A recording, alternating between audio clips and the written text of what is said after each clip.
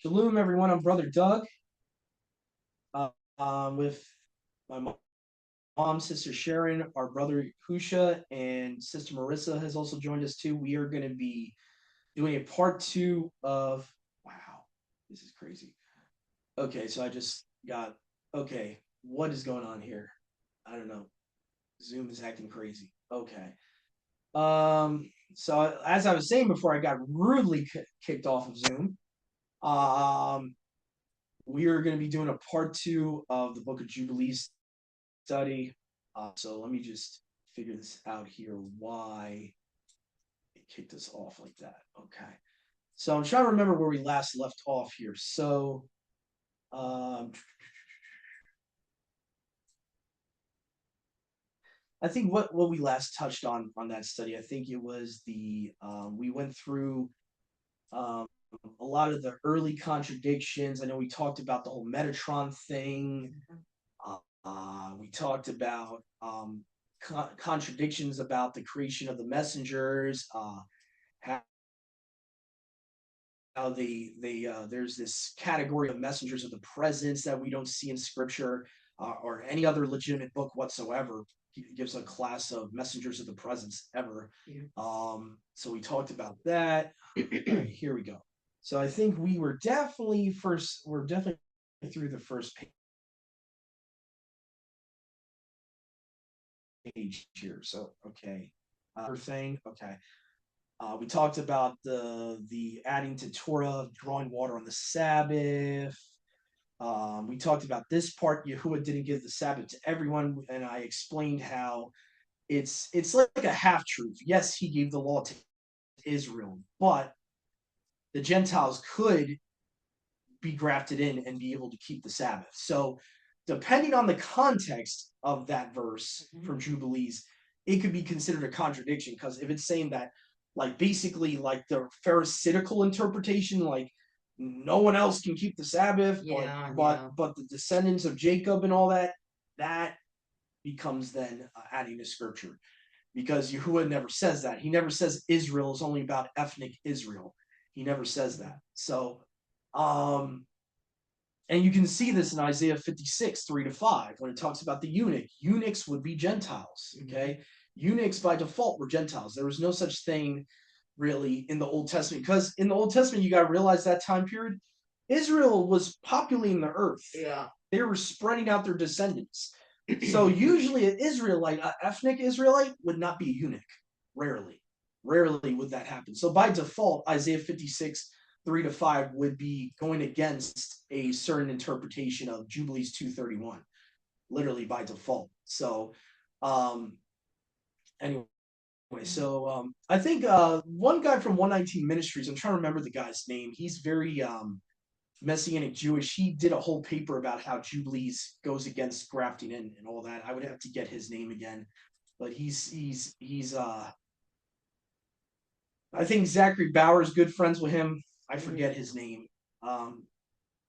Jubilees 3:1 claims messengers a week later on the sixth day brought Adam to the animals to be named.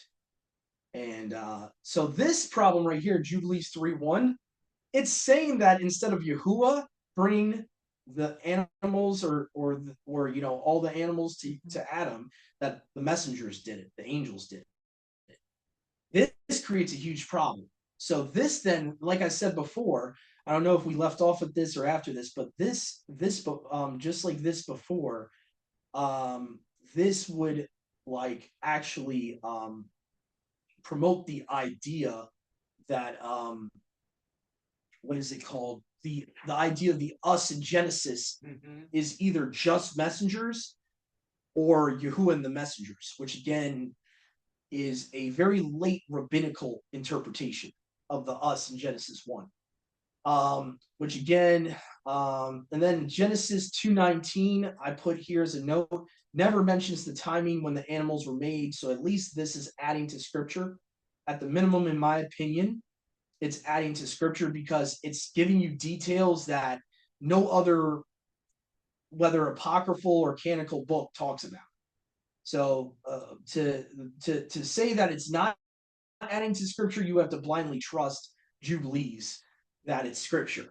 And to me, I just can't do that. I've so many other issues with this book. There's no way I can trust that information is factual. And another problem is too, like I said last time, we might have went this over last time a little bit. That this is a little rehash here, but then you also have to say, where did they get this information orally? How did they get this information? If Jubilee supposedly the earliest date they have is 200 BC, okay, how would they have this information that on exactly at this week and in that week of creation happened, and a week later he named the animals, and this, how would they know that in the Second Temple time period? Because that's the earliest this goes back to. At least with Enoch, we have a little bit more room to work with as far as dating. Enoch has multiple manuscripts over multiple time periods that it would show that there's manuscript recession. So, for example, right, I think Zachary Bauer mentioned it. They found recently a 5th to 6th century BC Aramaic Enoch, which would predate the Dead Sea Scroll Enoch. It would predate the Ge'ez Ethiopian Enoch. It would predate the Greek Enoch, which is like the most modern one, is in the Codex Sinaiticus. So again, it's when you have manuscripts recession, it's actually showing more proof of something. Same thing with the Bible. When you have manuscript recession, it's showing a lot more proof, in my opinion. Anyway, but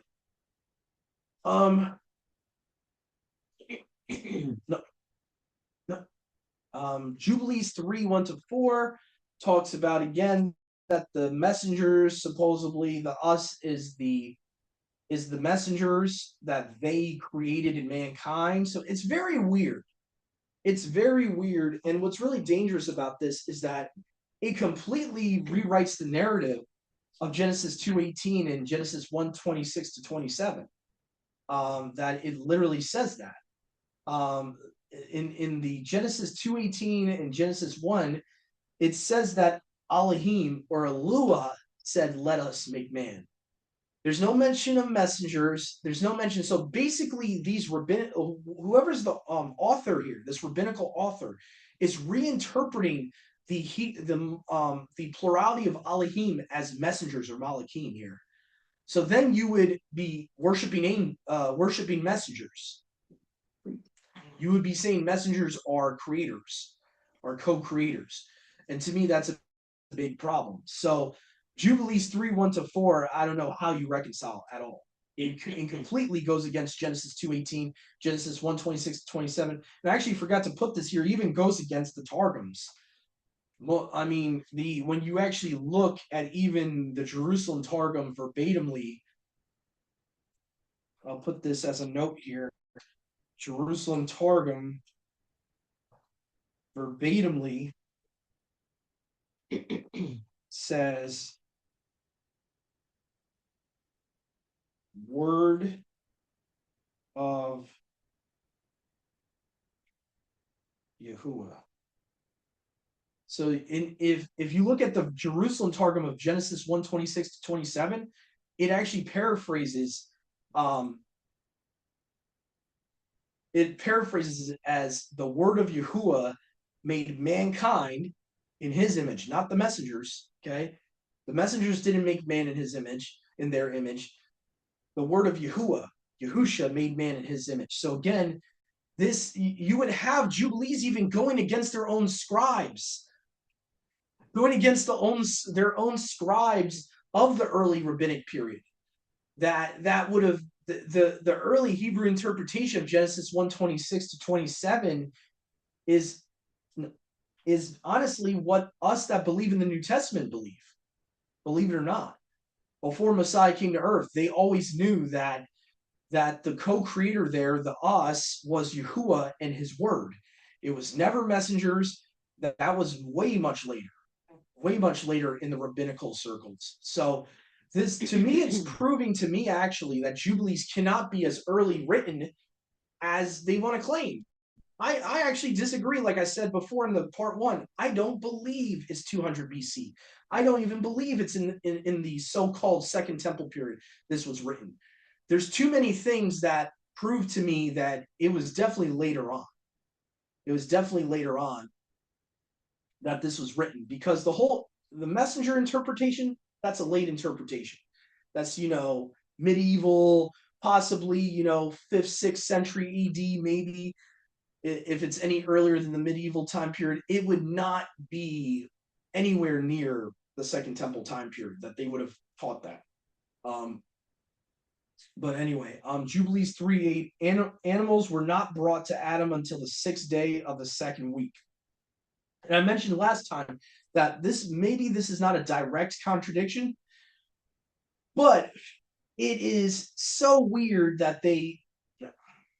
that like this weird type of what would you call this, Mom? This extra tidbit that they give you that supposedly it was a whole week later. Why would Yahuwah wait a whole week later to bring the animals? What? No, it makes no sense. What? He's just gonna have Adam twiddling his thumbs for 7 days? What? It doesn't make sense. What I think Jubilees is trying to do, because the author is basing it on the premise of Jubilee years, he's trying to stretch out or make a gap of the creation of the creation week, that it was more than 1 week. It was more than six literal days. And like I said, I'm not fully against that. Adam, like my brother said, he didn't have to name the animals literally on the 6th day. I'm not against that. I'm not against that. It could have been on the 7th, the 8th, the 9th day. Fine. But a whole week later, very unlikely. And so I really feel like there's a gap theory type of belief system with this author. Jubilees 3:32 claims it was 4 months after the fall of man that Adam and Hua left the garden, adding to me, that's definitely adding to scripture. You're telling me that after they sinned, they stayed in the garden? Right. It doesn't make sense. And why I would say that's adding to scripture is because scripture does not give you these details. And there's no book that's legitimate, that's inspired, that gives you those details. So that's why I would say it's adding to scripture. Because we're not, for whatever reason, Yahuwah's not giving us these details. Probably because we don't need it. Okay? He doesn't, what does he say, Mom, in Deuteronomy? The things that belong to us are the Torah, the law. And to Yahuwah is the secret things. So meaning that we're not entitled to be given every little detail of the history of mankind. So again, to me, this is just like oral law. This is just like oral traditions of the rabbis that they wanted to fill in gaps in their own opinion. So they wanted to fill in gaps with their own opinion, their own traditions of what it should say. So, and right here is a direct contradiction. I don't even think this can be, in Jubilees 4 verse 22, I don't think you can argue that it's not a contradiction. Okay. Enoch is obviously in context in Genesis 5. He's being taken to heaven, right? I think everyone would agree. He's not taken to the Garden of Eden. Okay. Jubilees 4:22 claims that he was taken to the Garden of Eden when he was taken by Yahuwah, which to me causes a lot of issues. Then you have to say the book of Enoch's wrong. Because the book of Enoch says he was taken up to the firmament, the heavens, the sky. Okay? Genesis 5:24, even in one of the Targums, okay, the Pseudo-Jonathan Targum, it says the Debar Yahuwah, Memra Yahuwah, the word of Yahuwah, took Enoch to the firmament. So again, you have 2 witnesses against 1. You have the Targum agreeing with Enoch, and you have Jubilees just talking about he was taken to the Garden of Eden. Think about this for a second.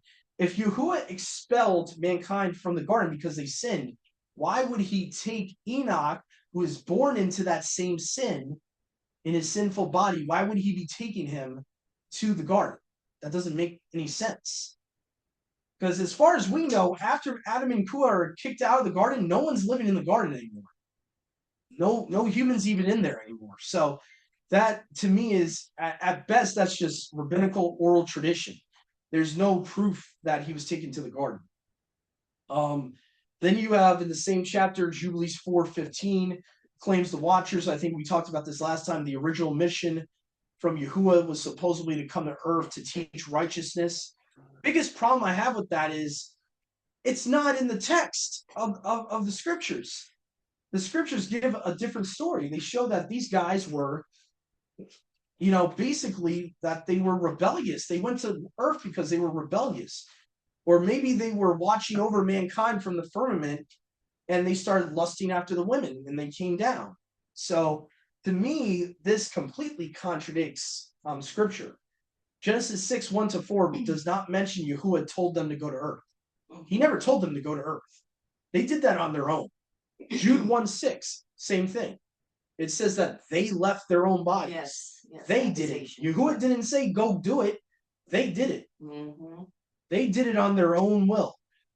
First Enoch, same thing. It talks about they descended in the days of Jared. It doesn't say Yahuwah said, hey, go descend and teach righteousness. Yahuwah never gave them that mission. So again, this is the problem with books like Jubilees. It retells a narrative that is a false narrative. I think we talked a little bit. We might have not gotten to this yet. I don't know. We might have. We might not. Claims Satan. So Jubilees 10 verse 8 and 19 verse 38 claims Satan to be a chief of the demons, which comes from Greek mythology. No, but Scripture shows only Yahuwah Yahusha can command them to do things. 1 Samuel 16:14. And people, I've seen people on Facebook, they're like, oh, this is problematic. No, it's not. Everyone's subjected to Yahuwah. It doesn't make Yahuwah evil because he sent a unclean spirit to Saul. Saul was being wicked already. Yeah.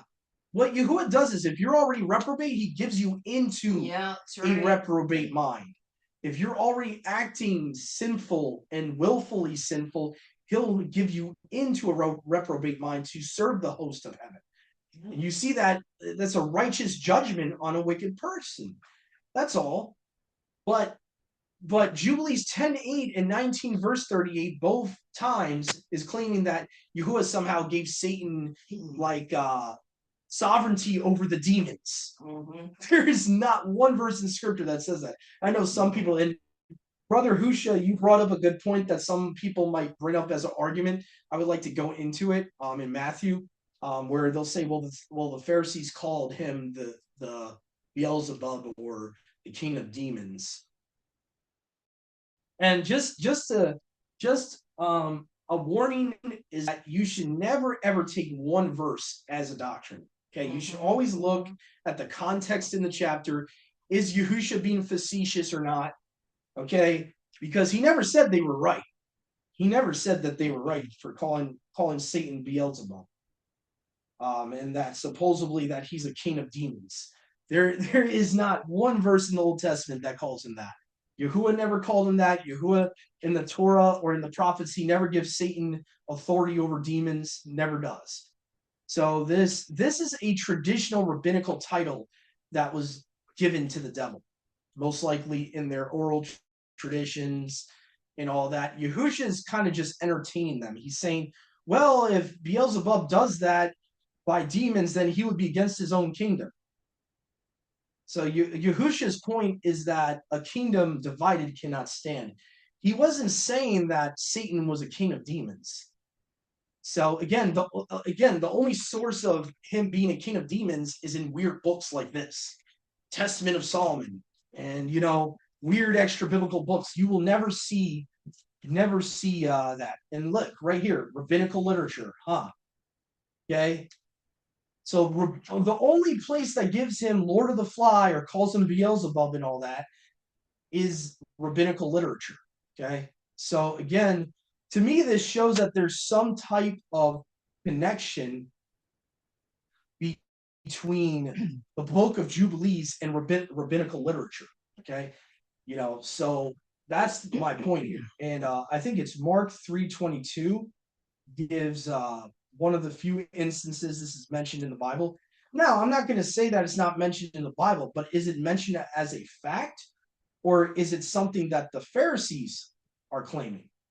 And I think that's where people get confused, because the scribes and the Pharisees accuse Yahusha of driving out demons by the power of Beelzebub. So right there, who's claiming it? The Pharisees. Who's claiming it? The scribes. The oral tradition of their fathers. Okay. Yahusha never believed in the oral tradition of their fathers. He even said for some of their traditions, he he even said so much as that, that he despises their certain traditions. Okay, he even came against certain oral traditions. Okay, so again, this name Beelzebub only appears in the Bible in the New Testament in passages in Matthew, Luke, and in Luke and Mark. And all three times, it's the Pharisees calling Satan that. Yahusha just he's kind of entertaining them and saying, okay, well, if if if these miracles are being done by Beelzebub against demons, then his kingdom cannot stand. So Yahusha's kind of being facetious with the Pharisees in context. So don't think that, like, this idea that he's saying, yeah, that's you're saying what you're saying is true. No, That's a false interpretation of those scriptures. Okay, he actually was just basically entertaining them or throwing them a bone. And he was basically saying, okay, well, if what you say is true, then wouldn't the devil's kingdom being divided, hypothetically? He's speaking of a hypothetical. He's not saying, oh, yeah, the devil's the king of demons. Because it would be contradicting the Old Testament, where Satan's never called that. And Satan's never hinted as that. Satan has an army, but they're not demons. And that's another thing I notice that this book tends to do, is conflate the difference between demon and fallen angel. It seems to do a lot, or it seems to like try to combine the two in certain contexts. But anyway, so to me, that's majorly problematic. The whole idea of Satan being a king of demons, you will only see in rabbinical literature and in like mythology. Brother Doug, why is demons and fallen angels not the same? Because demons, if we go right to scripture and the book of Enoch, demons are the spirits of the giants. That's what a demon is. Unclean spirit literally is a spirit of the giants. So, right, when the giants when they killed each other, Yahuwah forced them to kill each other before the flood. All their spirits had no bodies. So now you have all these, what we would call ghosts. All these ghosts that they'll say ghosts have unfinished business. That's technically not fully false, technically, because they can't go anywhere. They can't, according to Enoch, they can't go to heaven. They can't go to the lake of fire. They're kind of like just, well, maybe they can go to the lake of fire. Let me correct myself. They can't go to heaven. They can't go to Sheol. They're just they're in between. In between. They're like, they got nowhere to go. So then, and it talks about how these spirits of the giants hate us. They're envious of us, and that's why they oppress us. And so very clearly in the book of Enoch, it outrightly calls them the spirits of the Nephilim. Never calls them fallen angels. Where we get the idea that it's fallen angels is Christian tradition, other Islamic traditions, because in Islam, you just have the jinn, right? The demons. So they don't differentiate in Islam either. So where we get this whole idea that demons are fallen angels is completely man-made. It is nowhere in the scriptures. Satan's never called a demon. Even though he can enter people and do things that, I think where people get confused, right, is the story of Judas and all that. Yes, he can enter people, but that doesn't mean that he needs a body. He has his own body. He was talking to Yahusha in a physical body, I would assume, in the wilderness. He had some type of body to be talking to him in the wilderness and doing what he was doing in the New Testament. So obviously he's not a demon. He's not an outer body spirit. The demons are outer body spirits of the Nephilim. They're basically like Venom from Spider-Man, is how you can describe a demon. They're a parasite. Mm-hmm. They're a parasite, a spiritual parasite, I should say, not parasites that are in food or whatever. But that's a whole nother ballgame. But they're like spiritual parasites that in physicality possess people. Just like you see in the story of Spider-Man, when you ever saw the Tobey Maguire movies, where the black goo stuff got on him, and his character changed. He became a player. Mm-hmm. He treated his girl like crud. He acted all weird. Like, and that's what the that's what they do in the comics. They take something like biblical Mhm. and they try to make it look cool or that it's not that bad, and they try to make it look attractive. And So, Brother Doug, when so someone has a parasite, then they also have a demon? um well there's like physical parasites in food, and that the like a demon is a parasite in the sense that it needs a host to survive. So what I mean by it's a parasite, I don't mean like it's in your food. I mean that it's a, what do they call that? A organism that would need a host, that would need Yeah, a but a host to survive. parasite that gets in the body comes from the food.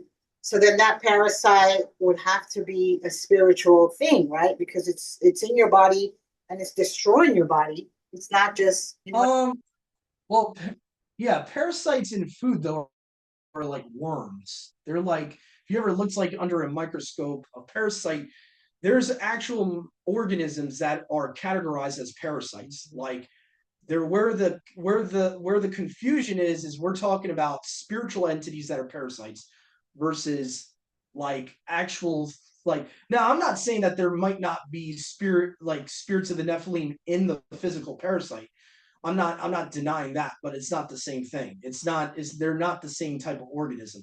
The spirits of the giants are actual spirit. They're actual spirit looking for a body. The reason they're parasitic is because, like a physical parasite, like in food, like you're talking about, it needs a host. So where they have something in common is the spirit that's a parasite needs a host, or because it can't feed, it can't do this, it can't do that. Like Enoch talks about all the things that it's envious of us for, and that it has an insatiable hunger that can never be satisfied, this and that. So, but the spirits of the giants that we call unclean spirits, they look for host bodies. Where a fallen angel does not need a host body.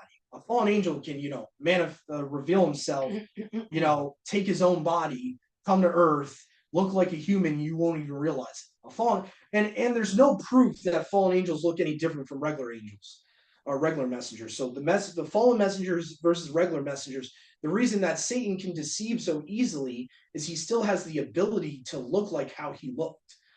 Same, how he looked in the garden. He can still do that today. So fallen messengers, the main difference is, number one, they have bodies. Number two, they're not really parasites. They don't need a body. So Satan entering Judas wasn't about him being a parasite. It was about him using Judas for whatever he was trying to do. So he basically, it's almost like when a person is fully wicked and is given over to the enemy, the enemy can enter him to use him to do his will. And so like if like anyone is like fully reprobate, the devil can use them because they don't have Yahuwah's spirit in them. Usually when someone's fully reprobate at that moment. Like they would not, Judas would not have Yahuwah's spirit in him. He was called the devil from the beginning. So that even includes that possibly that Judas had demons, not just Satan, but had demons in him, possibly. Because Yahushua says there's 11 of you when he first meets them, and he says, he said there's 12 of you, but one of you is a demon. And so obviously a human being is not a demon.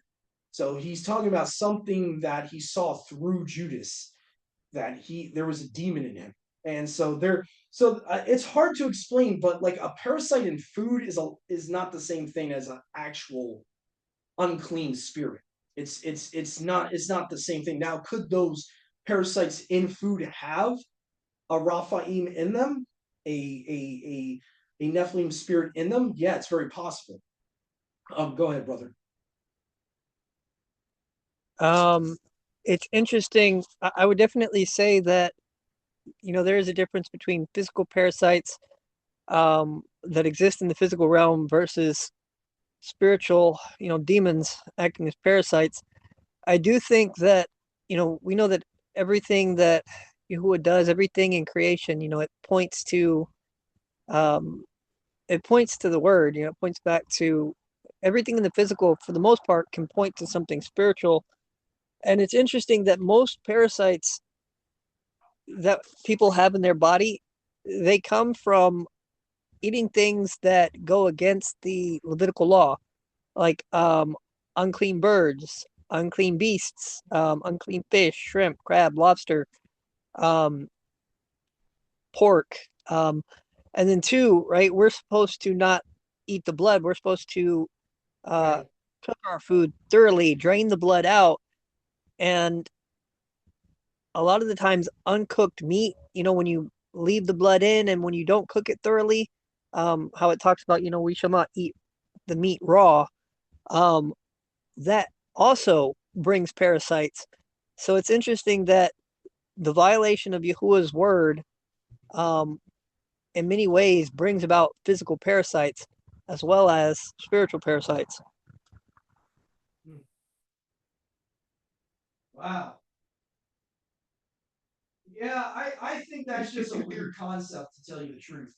I think that's a weird concept, eating it raw. I know that's a big thing that social media wants to do now, like the whole primal diet. And I think the guy's name that's like a big muscular dude that's promoting it is Liver King or whatever his name is. Oh yeah. Um, he got exposed for being fake anyway. He wasn't just eating raw liver to get big like that. He was exposed for taking steroids. I knew he was on steroids the Yeah. first time I Yeah. saw him. He was super jacked, and I'm like, yeah, that guy's taking steroids. You don't get like that from just eating raw meat and raw body Yeah. parts. Yeah. I mean, I know a little bit about that type of trade, of weightlifting. I researched weightlifting when I was younger. Most of those guys are on the juice, what we like to call they're juiced. Almost none of those guys would be what you call natural. They're so yeah, that's a huge deception right now with the whole raw meat thing. I would never eat meat raw. I would never think to eat meat raw. It's disgusting. It's like I can't even imagine the taste of it. It's weird. Mm-hmm. Even if you took all the blood out, like you said, you got parasites then to still Oh, worry it's about. terrible. And that shows that parasites is not just in unclean meat. It could be in just raw meat in general, and that you got to worry about. So yeah. All right. So unless that's a new hand, I'll help you and lower the hand for you, because I know it's hard sometimes to remember. Let me see here. Okay, you got it. All right. So yeah, a very 2 point, but again, for bigger context of what the question Marissa was asking, the reason we know they're not the same thing, they're not demons, are not fallen angels. Again, fallen angels don't need a body. They're not a parasitical organism. They're not possessing people like we see in the New Testament, of where you got a host of demons and that wild boy that was chained up and all that. That's not a fallen messenger. All right, fallen messengers don't need to do that. They can come into our realm, and they appear as what they originally were. Usually, they appear as a messenger of light, and you can see that in 2 Corinthians 11. It says that Satan can transform, meaning take the form of a messenger of light. And a lot of times he does. He'll sometimes even appear as who the heathens worship, whether it's Caesar Borgia, whether it's Mary. Okay, the Mary apparitions, I'm pretty sure that was Satan or one of the fallen angels taking her form. When people said they saw Fatima and all that, you know, that was definitely the devil. So that's why it's important when you see weird stuff, like miraculous stuff like that, always test it against scripture. All right, so Jubilees 15:26. Those that have not, okay, we talked about this last time too. Those that for those that had not been circumcised from birth on the 8th day are predestined for destruction. This is one of those that's really bad. This is a really bad contradiction, because if that's the case, that every Gentile that was never circumcised on the 8th day is predestined for destruction, there's no point for grafting in. There's no point. Most of us were not circumcised on the 8th day. So if there's no mercy for Gentiles not being circumcised on the 8th day, then what's the point of grafting in that? There is no point. This is why I believe, brother, I know I talked to you about this. This is why I believe this book is Pharisaical. It's some type of rabbinical, Pharisaical type of book because it's very anti-grafting in, it seems. And maybe I'm wrong, but that's what it seems to be giving allusion to.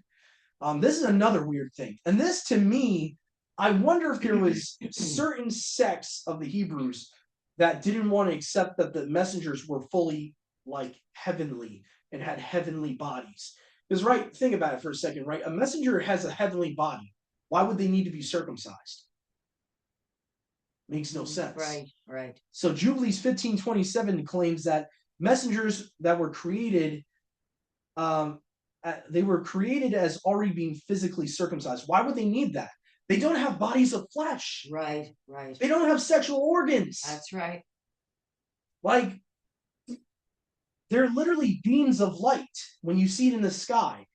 Like, I'll see if I can show you guys like a picture of what the stars actually look like versus what so-called astronomy tries to tell you. Okay, because you can even find videos of this on YouTube. I think there was one Christian guy that had actual video footage of what they look like in the night sky and all that under a microscope. So this is what they look like. This is their beams of light. Mm-hmm. There's no human fleshy bodies that they have. They take on flesh when they come to Earth. But this is what they would look like in the night sky. They're beams of light. Mm-hmm. They're heavenly bodies. That's what heavenly bodies means. Mm-hmm. So again, and this is why I believe, this not to go on a whole another tangent, but this is why I believe Adam originally had a body of light, because Yahuwah is light.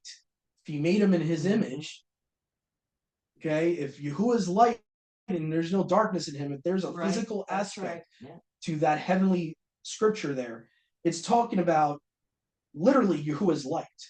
He's not flesh. Mm-hmm. So this is why a lot of people get confused, the whole thing about made from the dirt. Just because we're made from the dirt doesn't mean that we're made to look like the way we look like now. And then that goes to a whole other topic about what happened really in sin, genetically, what happened to us in our bodies. I believe our bodies got corrupted. It's very simple. It's, Adam and Yahuwah sinned. Something happened genetically to them. They no longer had bodies of light, because we see in Paul's letters alone, he talks about corruption.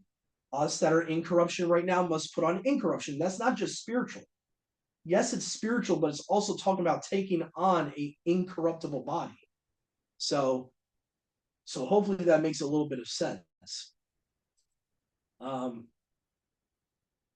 Which would explain why the Oh. bodies we have now Go are ahead, organs. I'm sorry. Oh, I'm sorry. No, you go ahead. And then No, I was just saying that the bodies we have now, our organs fail us eventually. yeah. That would explain why these bodies are not what was original. Yeah. Yeah. Go ahead, brother. I'm sorry. I just got to your message.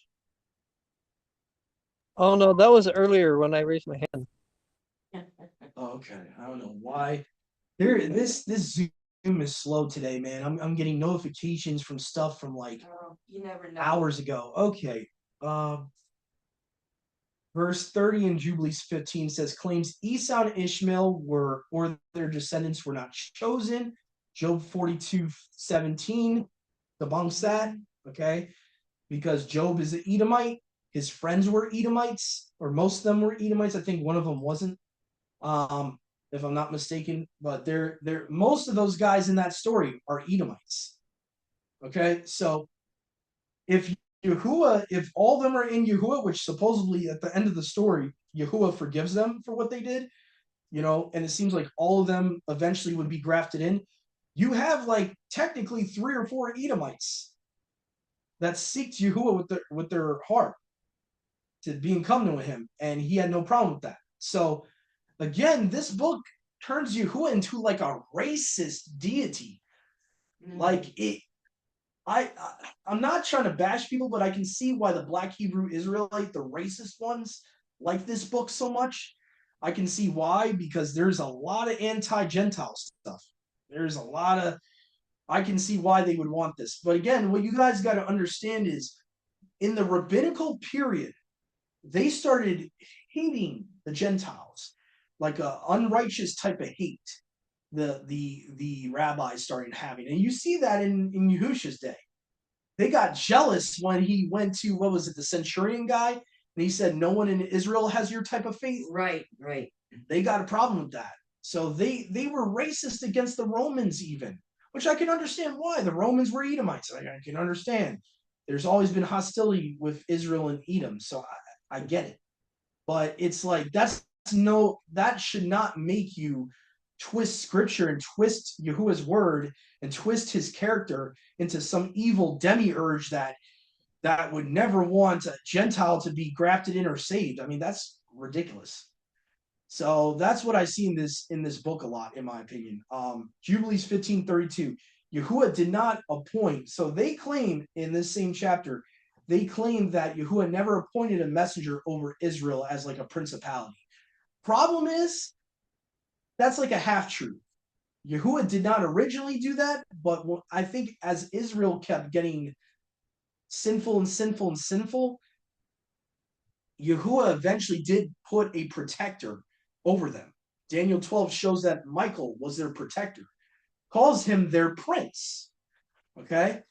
So this, even when it's not a full contradiction, it's still halfway contradicting. It's still halfway adding to scripture. So from what I see, a lot of this is revisionist history.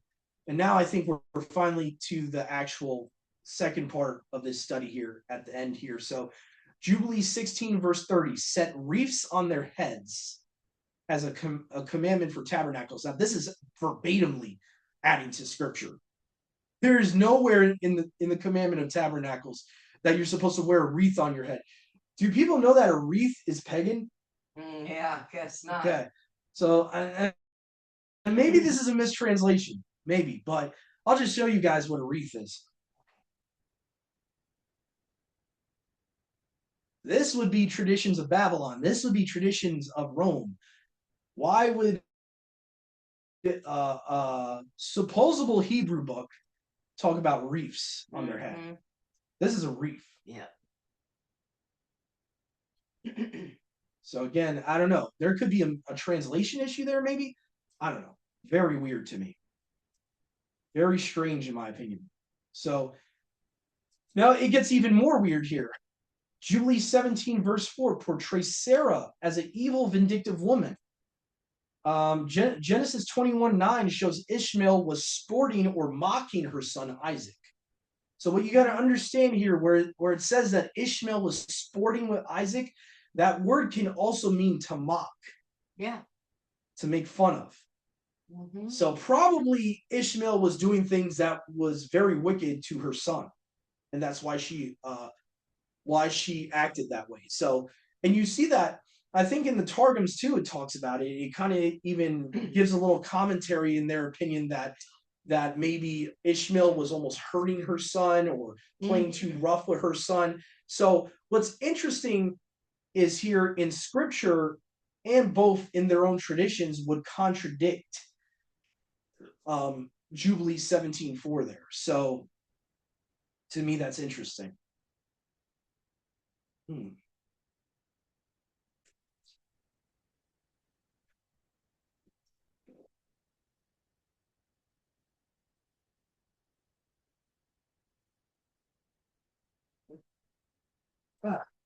Getting a little dehydrated there, sorry. So Jubilees 17:16-17 claims Satan counsels Yahuwah on how to test Abraham. So, with offering up Isaac and all that. This does not make any sense. I think we can all agree this makes no logical sense.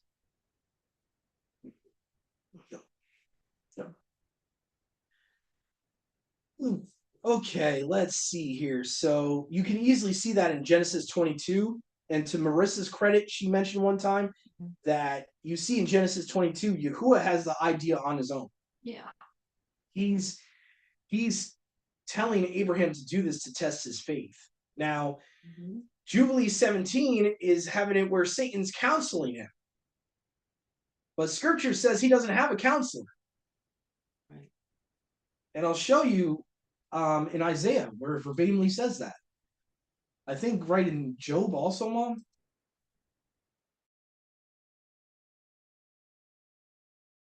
Yeah, if you want to get technical, he counselor. So if you want to get technical about it. Okay, let's see here. I know it's in Isaiah, I think 43, 40. Who has directed the spirit of Yahuwah? Who could counsel him? So this is clearly showing what Jubilees is saying is impossible and cannot be reconciled in scripture. Isaiah 40 verse 13, who's able to advise the spirit of Yahuwah, who knows enough That's right. to give advice to him? So if Satan can't know enough to give him advice, why is Satan giving him advice in testing Abraham? Makes no sense. That's appalling. Makes no sense. Jubilees 23:14, supposedly their ancestors lived 1,000 years. This is incorrect. None of the patriarchs lived a full 1,000 years. Historically incorrect. Also contradicts verse 9 of the own chapter. So I would have to go back to see in Jubilees 23:9 what it says, how it contradicts there. But anyway, this whole concept of their descendants living 1,000 years, or no, not descendants, their ancestors, like all the people that Yahuwah created would have lived to 1,000 years. None of them did. Nope. You can go to I think what is it, Genesis 5? Just from Adam to Noah, none of them lived to 1,000 years. So again, that's a big problem. And let me just put Jubilees on here, the doc here, so I can start to show you guys these contradictions here. So let me go here to, I think it's Kingdom Preppers. The reason I use theirs is because they, supposedly they've translated it, restored it, it's a restored name version of it. So anyone that wants to complain, this is like an actual Hebrew Israelite ministry that's restored this book. So I usually use this when I'm exposing this book because supposedly it's one of the better translated versions of the book. So, but even in this book, you'll see all these contradictions. So let me just see here. I might have to be specific. Kingdom Preppers Jubilees. Okay. It's weird.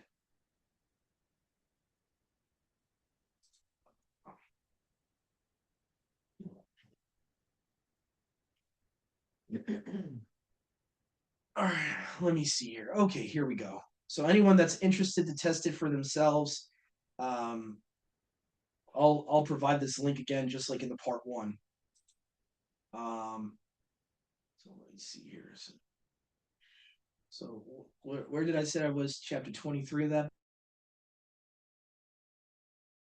book, I think I said. So let me just scroll down here.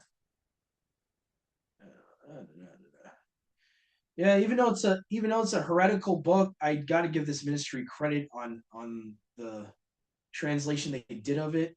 It's a shame they didn't put their effort towards translating the actual scriptures, but that's a whole nother topic for a whole nother day. But at least the way they set up this PDF is very easy to read. So let me see here, 2023. Okay.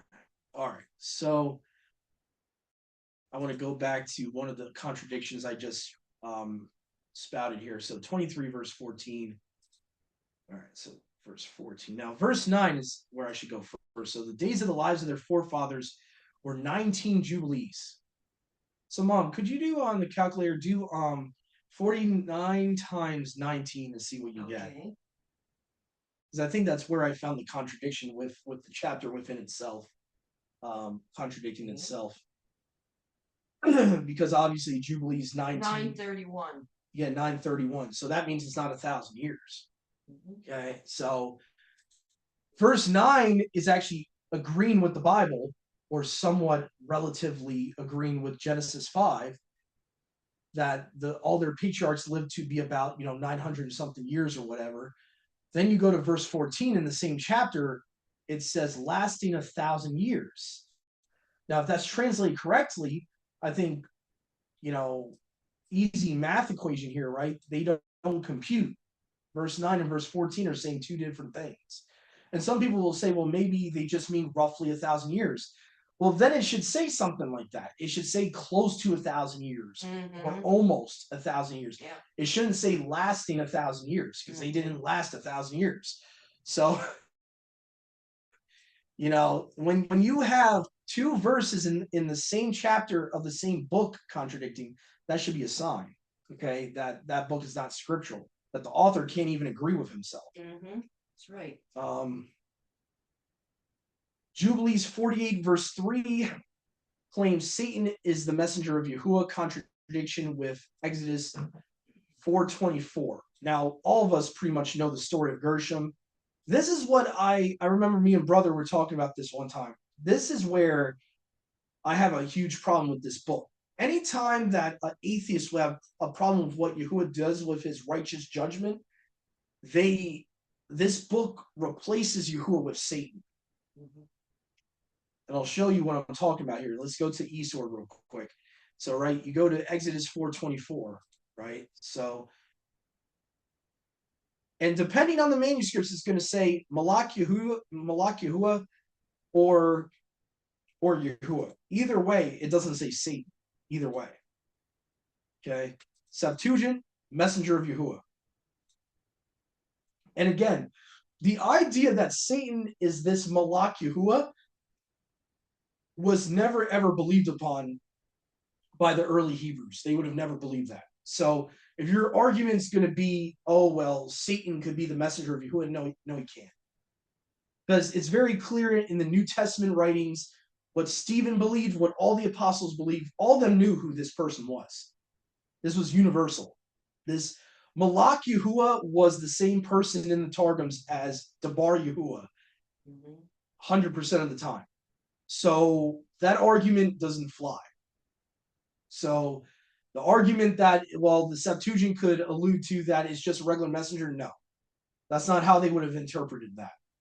So you can see that in other portions in Exodus where it's talking about the same person, Malak Yahuwah is hinted at as Yahusha multiple times. So again, it's whatever you want to believe about which version of Exodus you take, it's either the Father or the Son. It's not Satan. So this is the point I'm trying to make. Exodus 4:24 would contradict Jubilees 48, 1-3. Because Jubilees 48, 1-3 says Matsema did this. And so again, you have the problem where they're substituting what Yahuwah did for Satan, which I can understand why they did that, because it seems like the author thought these were negative qualities, but in reality, this is just Yahuwah's righteous judgment that he's doing. So, like, basically, I think what happened was these rabbis at some point were so worried, oh, we don't want these non-believers thinking that Yahuwah is evil and misunderstanding the Bible. So anytime there was a negative connotation or what an atheist would believe is negative, they replaced Yahuwah with Satan in this book multiple times. So, for example, Jubilees 49, 1-2 claims Mestema killed the firstborn of Egypt. Exodus 12:29 says Yahusha did it. Now, to be fair, this is like a half contradiction, and I'll give them credit that this is a half truth. Satan, I do believe, is the destroyer. So technically, he did kill some of the firstborn of Egypt. He didn't kill all of them, but he did do Yahuwah's will in executing Yahuwah's path on the firstborn of Egypt. So I think though the problem is, though, in Jubilees, I don't think it mentions Yahuwah killing any of the firstborn. So it's still like what I would call a half contradiction. It's, if I'm not mistaken. Now, please correct me if I'm wrong, but I think Jubilees 49, 1-2 never mentions Yahuwah in the chapter killing the firstborn. So it would be like that Satan killed all of them somehow. And that Yahuwah's not even mentioned once. So if that's the case, that's still a half contradiction. In verse 2, it's even worse. It says that supposedly Yahuwah would have loosed Satan's angels. And oh my goodness, does this sound like Christianity? What? He doesn't have an army yet. Yeah. He's not fallen to the earth yet. What's going on here? So it's weird that a Jewish book or a Hebrew book is pulling from like almost like it's similar like to Milton's Paradise Lost. Like he would not have a whole army chained up in hell. This is not Paradise Lost. Like, why is this like sounding so much like Christian mythology here? This is weird. Satan, I don't even think the 1/3 would have been with him at this point, right? Because this is the Exodus. This is he's not cast to the earth yet. So this is weird to me. Oh, go ahead, brother. I understand that the destroyer is Satan. However, I don't think that Satan was destroying any of the firstborn in Exodus. Even though it talks about the destroyer won't pass you over, I wonder simply if that was the destroyer would have only gone behind Yahuwah and taken out those that didn't have, like Yashral, that didn't have the blood on the door. Because you go to verse 23, it says, actually, where was I at? Verse 29, and it came to pass at midnight that Yahuwah struck all the firstborn in the land of Matzrim, from the firstborn of Pharaoh that sat on the throne, to the firstborn of the captive in the dungeon, and the firstborn of the cattle. So that would say that Yahuwah struck all of them. Interesting. So that would cause even bigger contradiction. According to what you're saying, then that's a full 100% contradiction. And that would mean Yahuwah did every single house of the Egyptians, and Satan did none of them. So then they would be substituting what Yahuwah did and saying Satan did it. Yeah, that would actually be even worse. For this also book. When you go to verse 13, I'm looking for the verse that says destroyer. I'm not finding it.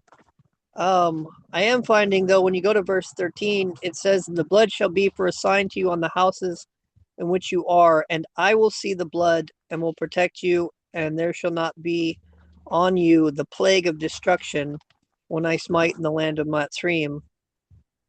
Here, rather than I'm destroyer. Send it to you in the chat right now. The verse for destroyer mentions him in verse 23. Okay. So this is where I think we get the idea that Satan must have been destroying some of the firstborn of Egypt, because he says, Yahuwah shall pass by the door and shall not allow or suffer the destroyer to enter into your house to smite you. So I think this is where we get the idea that Satan must have been killing some of them. Because for Yahuwah to mention that for no reason wouldn't make any sense. Or maybe he was worried that Satan was gonna, you give him inch, he'll take a yard, and that Satan was gonna try to, basically go against Yahuwah's sovereignty and try to kill Israel. Because I think the Targums even are more paraphrased in this verse. It'll say something like, "The word of Yahuwah will spread his protection over you and will not let the destroyer smite you."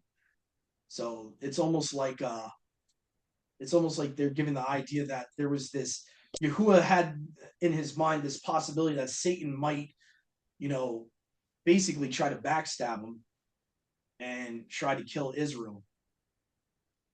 And because that verse 23 definitely mentions the destroyer, that there was a possibility that the destroyer on his own fruition would go into their houses, and that Yahuwah would not allow that to happen.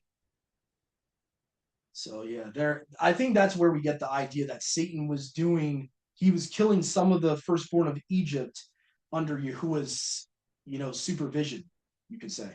Like he was basically like, and this is honestly where we get later on traditions in the Jewish tradition of Satan being a destroyer and angel death. They called him Samael and all that.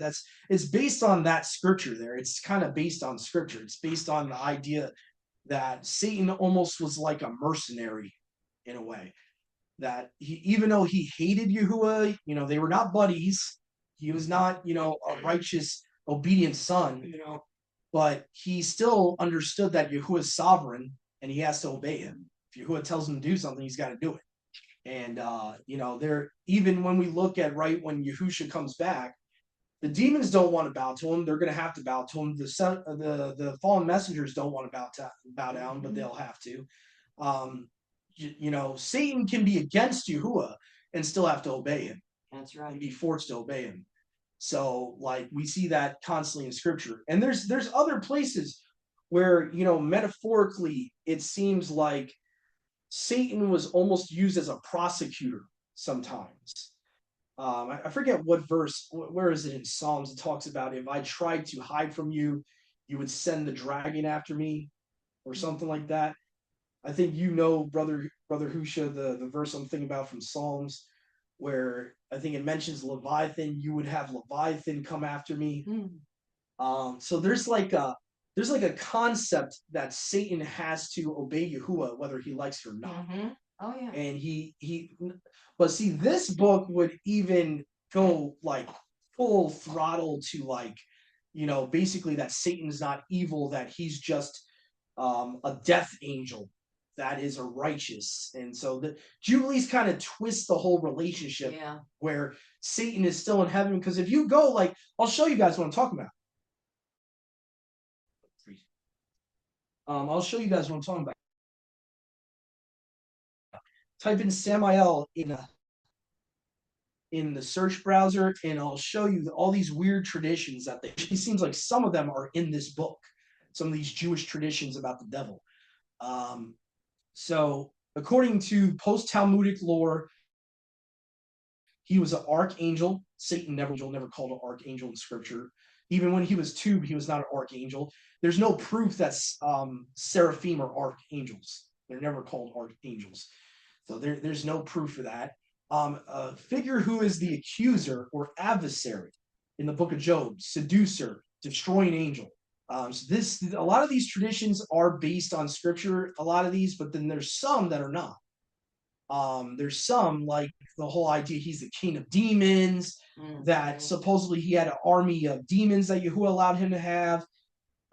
It's very Kabbalistic and Gnostic, some of that stuff in Jubilees. Father of Cain, serpent seed comes from the Talmud, okay? So supposedly, according to their tradition, he's the prince of the Edomites, arch enemy of Israel. Interesting. That's interesting.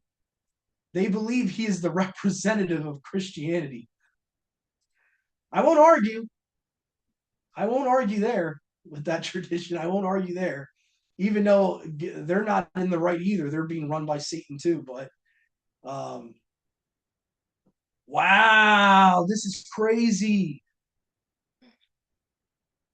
Okay, learn something new every day. So the Gnostics were even worse with it. They combined him with Yahuwah. That is crazy. They are so deceived, man. So they identified this Yahuwah with Samael in Gnosticism. That's crazy. How can you be that deceived, man? Oh my goodness. That's just crazy. But you'll see that all these weird Talmudic traditions of him. Now, what's interesting here is this is actually not a contradiction. This is actually from Zechariah, depicted as the accuser in the heavenly court. Yeah, I mean that you see that in Job. You see that in Zechariah 3. He's the accuser of Yahusha, son of Jehozadak. So that some truth gets in there. Yeah, well, it's all traditions, Mom. It's all rabbis. The Talmud is like rabbis and their opinions. Some of their opinions are scriptural. Supposedly his name means venom, the venom of Elohim. Uh, See, this is how you know the apocalypse of Abraham is not scripture. So eventually he gets combined with Azazel, but very later. So this would be like I guess like the Middle Ages, maybe. Yeah, and the Zohar and all that. So that yes. So basically my point is the reason I brought this out. No, no. So to show here that it's very unlikely that this would have been at that time period. Number one, the reason it's a contradiction is he doesn't have his 1/3 with him at this point. There's the war in heaven would have never happened yet. So this would actually be lining up with the false doctrine that's in books of Adam and Eve, the what else? Milton's Paradise Lost. That basically it's alluding to that his 1/3 is in hell, chained. There's no mention of that in scripture. There's no mention of that in Enoch. Enoch says that the 300 watchers, watcher class messengers, the watchers are not part of the 1/3. That goes to a whole nother topic, but the watchers were separate from that war. They did not partake in the war in heaven. They fell because of their lust. They were not previously fallen messengers. They lusted, and then after they lusted, and possibly Satan, coerced with them on some level. Godriel coerced with them at that time period and said, you know what, you should have, why does Adam get to be the only one with children in his image? Why don't you guys? I can see Satan, that's how he manipulated them. Because there's nowhere in the tradition in the Bible or Enoch it says that these guys were originally fallen. They fell because of their lust. It always talks about their lust is what made them fall. So I think Satan already saw that in them, and all he had to do was whisper into their ear or whatever. You could be like Adam. Why don't you go down there? You could be like Adam. What are you doing? Why are you just wanting to be a servant? You could be kings down there. You could have men worship you and this and that. And he probably fed into their ego. And this is just hypothetical. I mean, there's nowhere in Enoch that really describes what really got them to go to Mount Hermon and all that. But the point is that Enoch does allude to that the sexual sin is what got them to fall.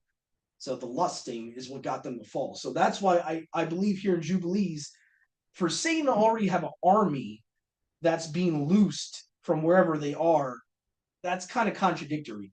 Revelation 12, right, is when the war happens. I think most of us would agree. We look at Revelation 12, that did not happen anywhere in the timeline of Genesis. So, to me, it's like, I don't know. It's a little unrealistic. Oh, go ahead, brother.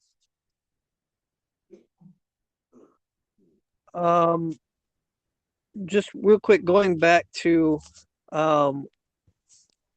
sorry, I was really just trying to make sense of that, and I think it does make sense actually now. Exodus 12:23, where it says, Yahuwah shall pass by to smite the Mitzrites, and shall see the blood upon the lintel and upon the doorposts, and Yahweh shall pass over the door, and shall not allow the destroyer to enter into your houses to kill you. So Yahuwah's beef was with the Mitzrites. We know that the Mitzrites were already worshiping Satan in one way, shape, or form through other deities. So Satan wasn't against the Mitzrites. So what I see is that you have Yahuwah, and I could be wrong, but this is what I'm seeing.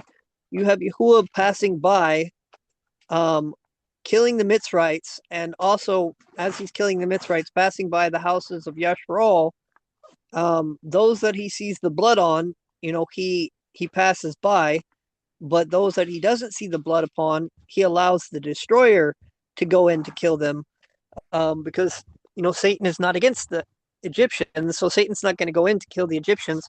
You're going to have Yahuwah killing the Egyptians while Satan wants to kill the the disobedient Hebrews. If that makes any sense. So those that didn't obey Yahuwah were killed by Satan, whereas the Egyptians were killed by Yahuwah. Huh. Interesting. Yeah. Yeah, I definitely think Satan, either way, I think we can all agree that Satan was Yahuwah knew Satan couldn't be trusted, and he honestly knew there was a possibility Satan was going to attack Israel. And that's I think yeah, that's the point is that you know, there however it happened, Satan was if you give him an inch, he's gonna take a yard type of thing. Even if let's just say hypothetically, let's say Satan did kill some of the firstborn of Egypt, he wasn't gonna stop there. And I think like to Brother Husha's credit, let's say vice versa, let's say maybe he didn't, and Yahuwah's the one killing the firstborn of Egypt. Satan could have been thinking to himself, all right, well, now I'm going to try to kill the people that Yahuwah's bringing out of Egypt. And I wouldn't put it past Satan to want to slay the firstborn of Israel. Because Satan, at that point in time, he's already too far gone. He's already Yahuwah's enemy, which in this book, there's no concept of that, which is, it teaches a weird Kabbalist version of the devil, where he's not the enemy of mankind, he's not the enemy of Yahuwah. You see no malice or any like adversarial qualities to him in Jubilees. It's like he's just like Yahuwah's minion of destruction, which it changes Yahuwah's character when you do that. It changes Yahuwah's character because then you're saying Yahuwah would allow, there's even some traditions where Satan is still in heaven. In the Kabbalistic lore, where Satan is actually in the highest heaven as a righteous archangel. So what you got to realize too is these Kabbalists are weird. They don't look at Satan as we do. Those that reject the New Testament don't look at Satan as the bad guy. They don't look at him as the enemy of mankind. It's very weird. It's very weird. So yeah. Jubilees 49:17, again, adding to Torah, men have to be 20 years old to keep the Passover. And I mean, this is very clear. You can go to Exodus 12 or 13 and debunk this. It's very clear that he never made an age requirement. He didn't say only grown men. He didn't say only, I mean, even if you want to try to make a loophole in it, like, well, maybe, a little hungry, huh? Like if you want to say a loophole, like, well, maybe it's only the grown men. Like, it doesn't even say that in Exodus. It just says all the males. It does not say that as long as the male was old enough to be circumcised, which again, you don't have to be 20 to be circumcised. So again, if you're being circumcised from the 8th day, and you're a household slave even to an Israelite, you would be circumcised from the 8th day on. Meaning, if you're 5-6 years old, you could eat the Passover. So, like, this is a weird addition to Scripture. Like, I don't know if they started. This is, to me, sounds very pharisaical, rabbinical, and that's Jubilees 49:17, just way out there. Jubilees 50. I honestly forget where exactly this is, having sex with your wife. Go ahead before we go into that. Go ahead, brother.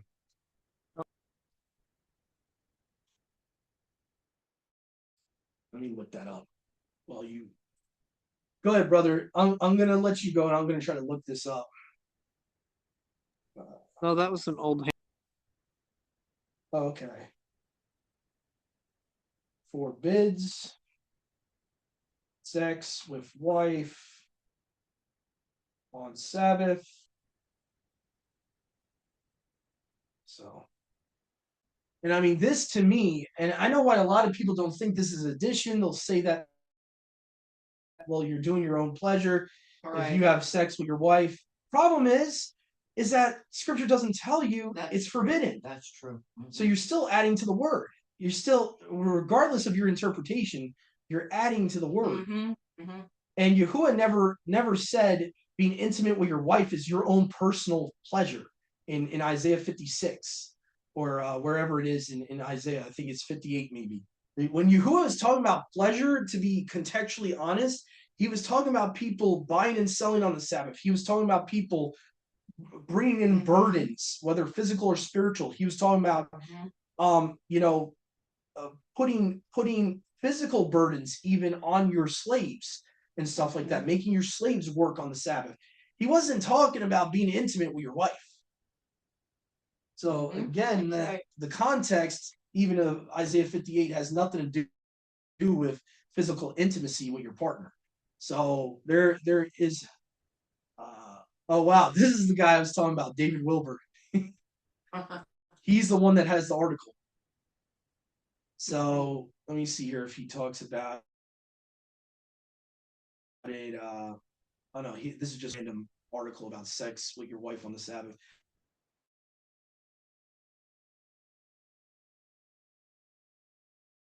I'm trying to look at again. It's like it's nowhere commanded. No, right. So, let me see here. Here we go. I think this one might have the chapter and verse.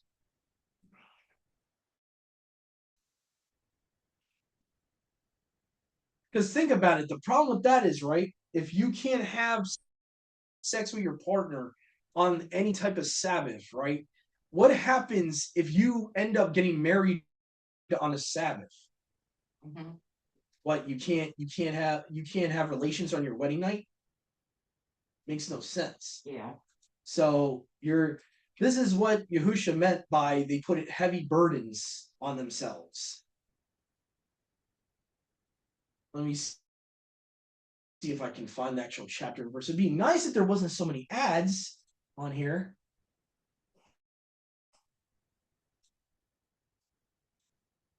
Come on, you guys are slow today, you browser. What are you doing? Come on, enough with the ads.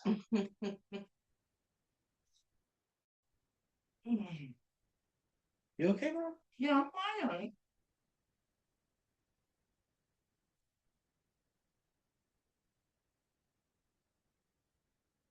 I'm trying to find that. I might just scroll down to chapter 50. I'll find it quicker that way on the PDF. I'll just find it quicker that way. Let's see here.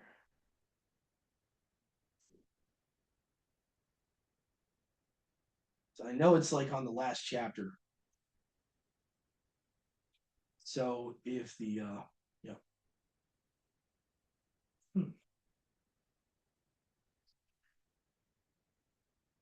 Right. So okay. Let's see here. So I made this law known to you on the days of the Sabbaths. This is Jubilees chapter 50. I told you of the Sabbaths. I have ordained for you the year of weeks. And then you talk about the Jubilees, yada, yada, yada, yada. Okay.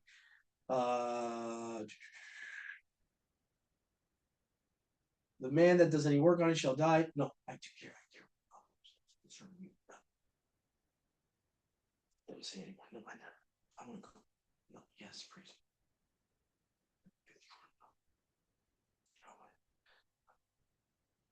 Okay, so it says, "You shall not do no work or what you've prepared for yourselves." Yada yada. Okay, who has given you? Okay.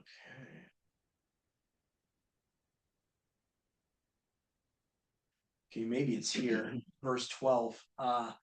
Every man who does any work on it takes a trip, tills his farm, whether in the house or any other place. Whoever lights a fire. Okay, right here, I can already see rabbinicalness. Lights a fire. The problem with that is kindling a fire is not just lighting a fire. So I already see a rabbinicalness right there that's Jewish, lighting a fire. You know, that would be, they would consider you like, say you have, what are those like big torch lighters and you're lighting candles, they would consider that kindling a fire in modern Judaism. Or rides a beast or travels by ship on the sea shall die. So the problem with this too is some of this stuff you can't avoid. Let's say did Yahusha sin? Because I'm pretty sure, right, Mom, when they were on the boat and they sailed places, Right. sometimes it would be on a Sabbath. Okay. Oh yeah. So right here, you got adding to scripture here. Okay, you can't sail on a ship on the sea. Whoever strikes or kills anything or slaughters a beast or a bird, or whoever catches an animal or a Mhm. bird or a fish, whoever fasts, adding to scripture, can't fast on a Sabbath, or makes war on the Sabbath, okay. Yeah, you shouldn't be making war, that would be work. The man who does any of these things on the Sabbath shall die. This is done so the children. According to the commandments regarding the Sabbaths of the land, it is written in the tablets. He gave it into my hands that I should write out you for laws and seasons. According to the division of their days, this completes the count of the division of days. The only thing I'm looking for is the one that talks about having relations with your wife. And I know it's in here.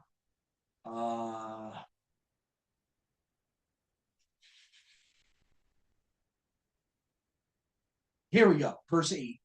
Chapter 50, verse 8. Right here it says here, the man that does any work on it shall die. Whoever desecrates that day, whoever has sex with his wife, whoever says he will do something on it, or that he will set out on a journey on it in regard to any buying or selling, or whoever draws water on it, on the sake that he had not prepared for himself on the sixth day, whoever takes up a burden to carry it out. So some of this stuff is biblical and some of it is not. Drawing water, no, that's adding to scripture. You can't have sex with your wife, that'd be adding to scripture. Setting out on a journey to buy something, yeah, that makes sense. That you can't go on a journey to do commerce, that makes sense. But then there's another verse in here that just says you can't go on a journey at all. So it's it's even contradictory in certain Right. chapters of itself. Mhm. So yeah, this is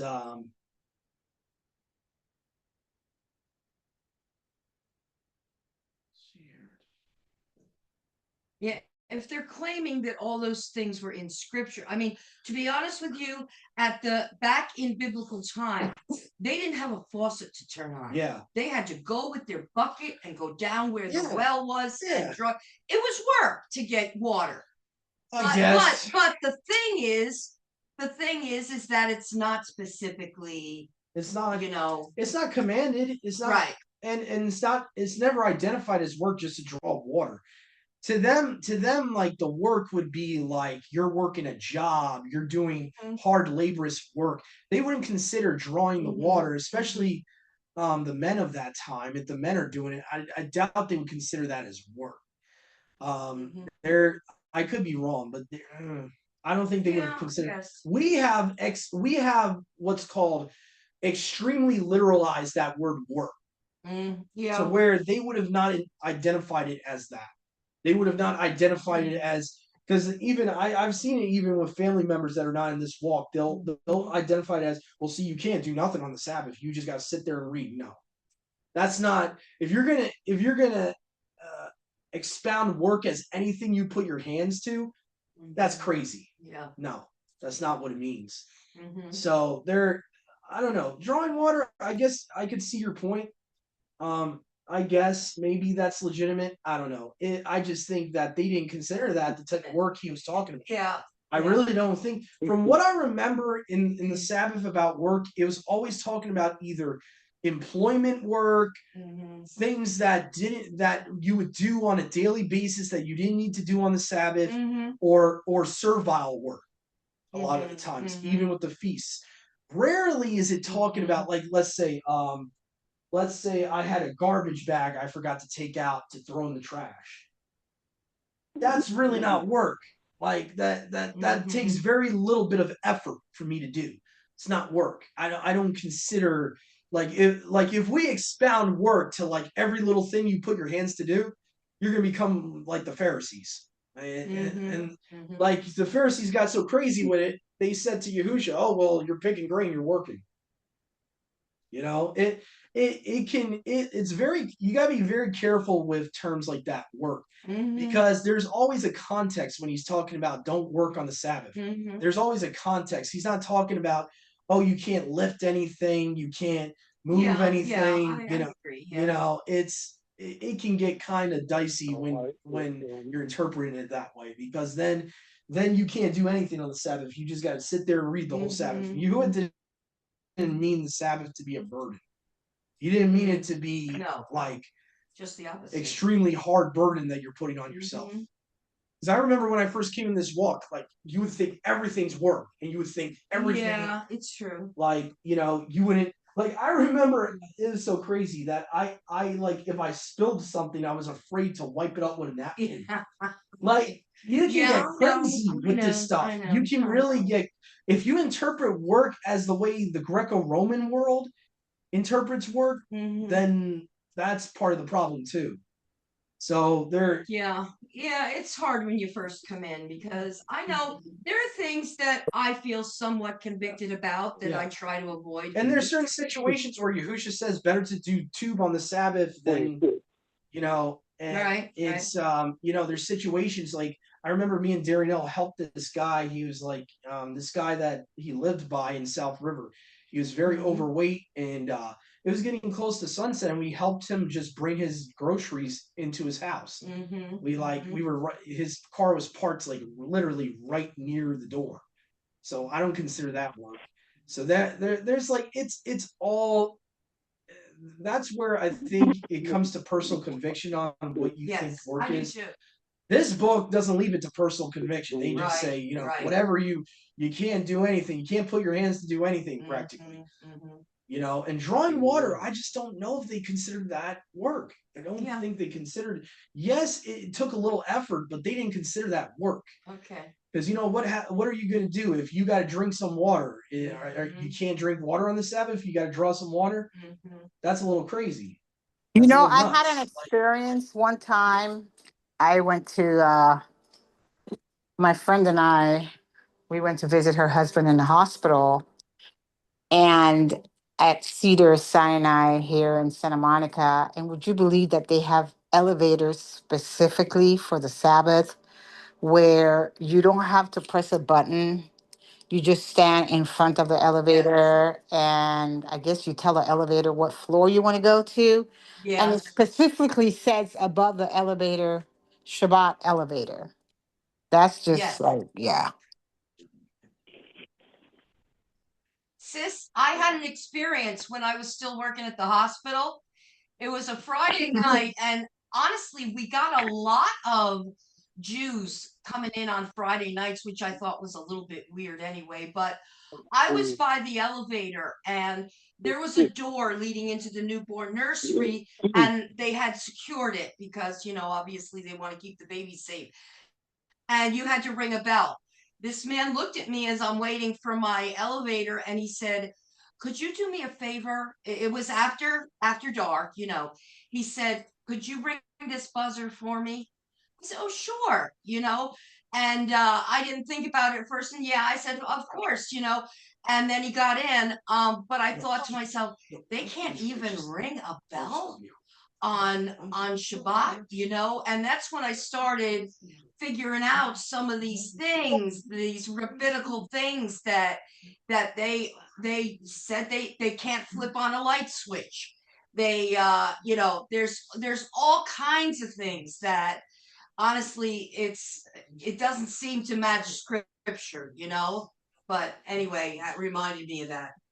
Yeah, I don't know. There's something where some people have actually frozen to death because they don't want to turn on the heater. They don't want to go and get Yes. wood. It's just crazy. Yeah, it seems crazy. It really, really does. But the ones that are Orthodox, it's probably because the ones I was researching recently, and what's amusing is that the Reformed ones, they believe that the law is eternal, but they don't have to follow it. They don't have to follow it, which is why you'll see a whole mess of Jews if you go out. They're having ham sandwiches, they're having fried shrimp, they're having, and they just the reformed ones don't believe that they have to follow it. So I found that interesting. But the Orthodox ones, though, I think they're the ones that will ask you to do because they're afraid. They're honestly afraid, and it's just very interesting. But it's sad because what this has done is caused a heavy yoke on them for Shabbat, and that they're making people work. yeah, exactly. So for them, they're being selfish and worried about them not working, and only them. They're only worried about themselves not working. They're completely ignoring the command that says you don't put anyone within your means to work. Yeah. So that is completely retarded. Yeah. Because if in their mind they're convicted something's work, right, and then they get someone to push a button for an elevator, then in their mind they're convicted they just made someone work for them. It's just to me it's crazy. It's crazy. Like they're but that the reason this got brought up, brother Dennis, Shabbat Shalom, is that a lot of this stuff is in Jubilees. A lot of this rabbinical adding to the Torah. You can't have relations with your wife on the Sabbath. You can't sail a boat on the Sabbath. You can't do this. You can't do that.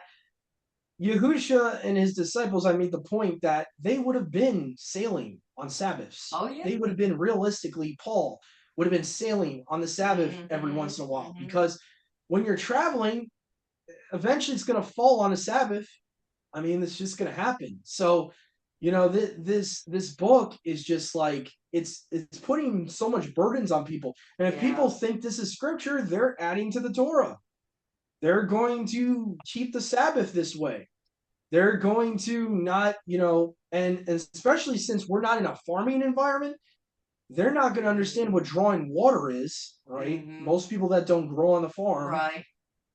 they're going to interpret that as, oh, I don't fill up a glass of water. And what about the child, the baby that has to be circumcised on the 8th day and it falls on a Shabbat?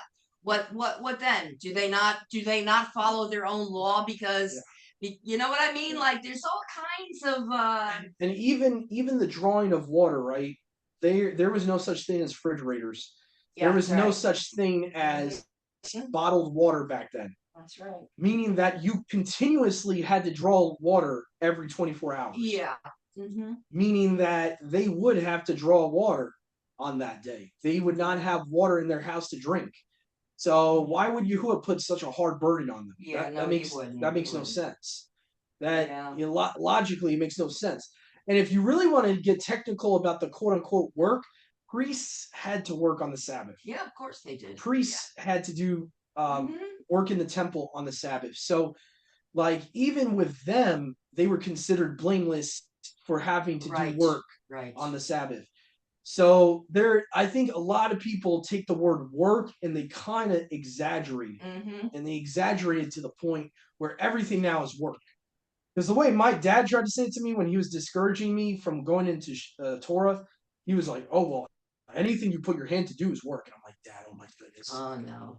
I'm like, that's not what it's talking about. No. It's talking about, especially if you look at Exodus 20, it's specifically talking about work that they had to do during the week, like employment work, going out to, in the wilderness, going out to gather food, going out to do this, going out to do that. That's the work he was talking about. He wasn't saying that, especially our heathenized understanding of what work is. Yahuwah was not talking about that. Like that you can't, because the Jews today, they have it where you can't lift a finger on the Sabbath. Yeah. I mean, that's realistically how they interpret work. They think, if let's say I gotta move the couch somewhere, they're gonna think that's work. If I gotta just push the couch a certain way to get something, they'll be like, oh, that's work. Or if I gotta, let's say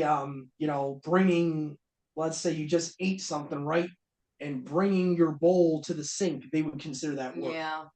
It's crazy. It gets so convoluted with that. So anyway, hopefully you guys got something out today, all of our brothers and sisters out there in Yahuwah and Yahusha.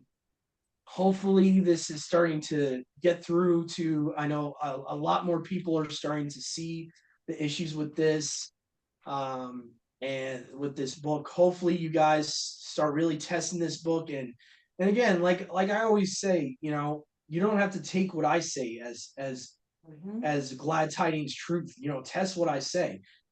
Test what all of us say. And honestly, at the end of the day, listen, Yahushua said a little leaven leavens the whole lump. So, Yeah. and I think I talked about this in the part one, but I just want to reinstate it since everyone's here now. And I know there's other brothers and sisters that it's been brought to my attention. We'll use the argument, well, there's differences, there's contradictions and genealogies and this and that. I mean, we're not talking about little minor contradictions, guys. We're talking about huge theological errors, Huh?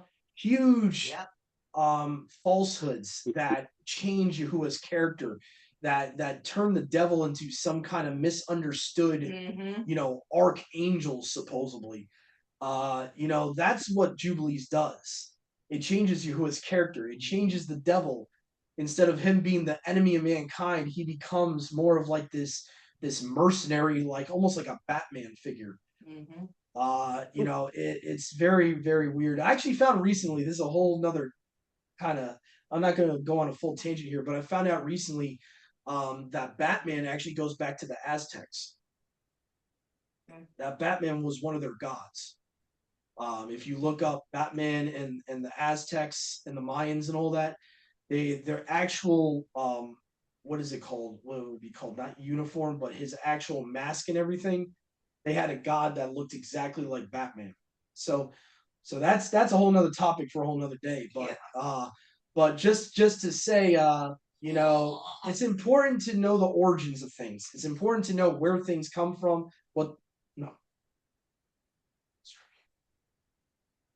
So anyway, Shabbat Shalom, everyone. Have a great rest of your Shabbat. And see you next week, Yahuwah willing.